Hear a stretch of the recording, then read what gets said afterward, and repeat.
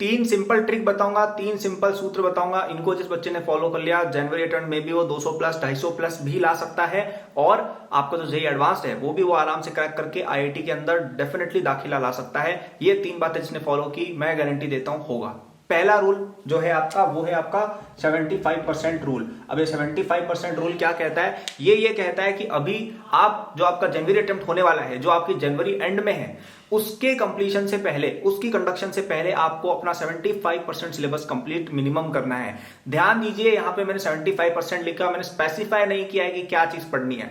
तो अगर कोई ऐसे टॉपिक्स हैं जो आपको लगता है कि यार ये हमें समझ में नहीं आ रहे हैं, वो आप छोड़ भी सकते हैं अभी के लिए, ठीक है। आपको जो चैप्टर ऑलरेडी अच्छे से आते हैं, क्योंकि आई एम श्योर अगर आप ये वीडियो देख रहे हैं, आप शायद एक रिलेटिवली स्मार्ट और एक अवेयर स्टूडेंट है, तो आपको एटलीस्ट शायद 20, 30, 40% चीजें तो पहले से आती होंगी। तो अगले 4 महीने में मैं केवल आपको 30-40% सिलेबस और कंप्लीट करने को कह रहा हूं। आपने वो कर लिया, आप 75% के मार्क्स पर आ जाएंगे। हार्ड चैप्टर है छोड़ दो, कोई बात नहीं, 25% चीजें छोड़ने की मैं आपको परमिशन दे रहा हूं, आप कर सकते हो। अब ये रूल क्यों काम करता है समझते हैं। अगर आपने 75% चीजें भी ढंग से पढ़ ली आपके दिसंबर के एंड तक या आपके जनवरी के मिड तक, और आप एग्जाम देने चले गए, तो आपने 75% चीजें पढ़ी है, तो आप एटलीस्ट 60% के आसपास तो स्कोर कर ही लेंगे, worst of the worst case में भी। और 60% अगर आपने स्कोर कर लिए तो आपकी 99 परसेंटाइल आ जाती है, और आप एक बार जेईई मेन में बहुत अच्छी रैंक के साथ क्वालिफाई कर जाएंगे, और आपको एक बहुत ही अच्छे कॉलेज में एडमिशन मिल जाएगा। और क्योंकि ये जनवरी अटेम्प्ट है तो आपको और भी अच्छे एडमिशन मिलेगा, क्योंकि जनवरी अटेम्प्ट में अच्छा स्कोर करने वालों की ज्यादा बेटर रैंक निकलती है, क्योंकि अप्रैल में सभी लोग अच्छा स्कोर करते हैं। तो ये था मेरा पहला point, which leads me to the second point, कि अभी के लिए आपको इग्नोर करना है जेईई एडवांस को। ध्यान से सुनिए इस बात को, बहुत इंपॉर्टेंट पॉइंट है। अभी के लिए आप जेईई एडवांस को इग्नोर करें। आप अभी के लिए केवल जेईई मेन जनवरी पर ही फोकस करेंगे। जेईई मेन के अंदर सिलेबस कवरेज पर ज्यादा इंपॉर्टेंस होती है, और आप कोशिश करेंगे कि आप 75% के आसपास या उससे अबव 100% तक जाने की कोशिश करें from a JEE main point of view. JEE advance के टॉपिक्स या बहुत ज्यादा हार्ड प्रॉब्लम नहीं हो रही है, कोई दिक्कत नहीं है, कोई दिक्कत हमें नहीं है। आप केवल सिंपल प्रॉब्लम्स करना सीख जाए, जेईई मेन लेवल की प्रॉब्लम करना सीख जाए, वो भी मोर देन इनफ है।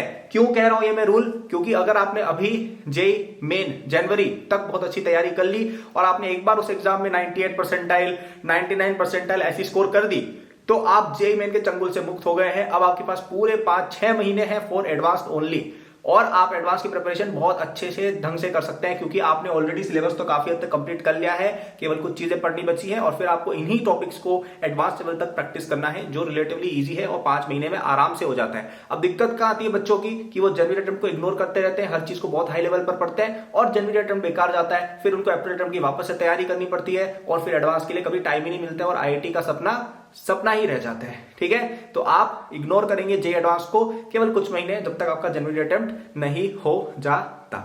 ओके, और लास्ट हम जो एक बात करेंगे वो है आपके मेंटल बैरियर्स जो आपके दिमाग में बैठे हुए हैं।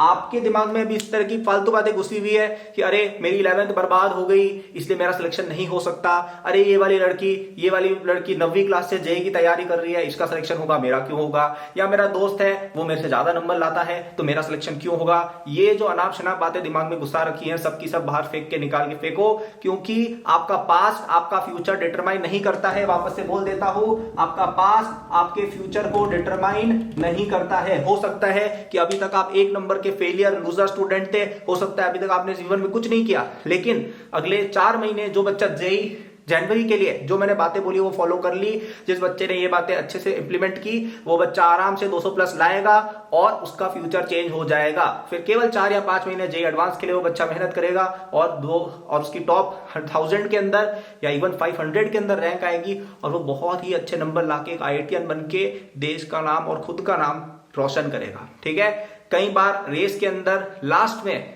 कोई घोड़ा बहुत तेज दौड़ के आगे निकल जाता है, आप वो घोड़े हैं, आप भूल जाओ अब तक क्या हुआ। अगर आपको लग रहा है कि यार अब तक हमारी प्रिपरेशन एकदम काम तमाम थी, भूल जाओ उस बात को, आपको फर्क नहीं पड़ना चाहिए उससे, क्योंकि सबसे इंपॉर्टेंट पीरियड अब जो आएगा वो है सबसे इंपॉर्टेंट पीरियड। ये वाला पीरियड होता है लास्ट के 6-7-8 महीने बिफोर जेईई एडवांस। ये पीरियड जो होता है इसमें रैंकर जो टॉपर्स बनते हैं, ठीक है, बहुत सारी सक्सेस स्टोरीज है लोगों की जो लास्ट के कुछ महीने पढ़ के अपनी रैंक को यहां से यहां तक लेके चले गए, including all India first rank भी एक ऐसी आ चुकी है पहले, जो लास्ट के विद इन 1 ईयर पढ़ के बहुत अच्छी रैंक लाए थे। ठीक है, तो आप जो मर्जी पढ़े आप वो रैंक ला सकते हो, बस खुद में विश्वास रखने की जरूरत है और ये बातें फॉलो करो। आगे मैं और भी इस तरह की टिप्स दूंगा, पसंद आई है तो लाइक और वीडियो को चैनल को सब्सक्राइब कर देना। बहुत सारी बातें हम यहाँ पर जेई रिलेटेड करते हैं। एक और बात आपको मैं बता देना चाहता हूं, अगर किसी को नहीं पता है, मेरा लाइव मेंटरशिप प्रोग्राम लॉन्च हो चुका है। जी हां, इतिहास में पहली बार आप all India rank 1 IIT Bombay computer science student से 1-on-1 on video live interaction कर सकते हैं। कुछ भी आपकी स्ट्रेटजी है, डाउट है, सब कुछ बताऊंगा। आज पहली क्लास है उसकी लाइव, आज 21 सितंबर को रात को 9 बजे लाइव सेशन है पहला। तो अगर एनरोल नहीं हुए हो, ऑलरेडी जाके डिस्क्रिप्शन में जाके मैंने लिंक दिया है, उसमें एनरोल हो जाना।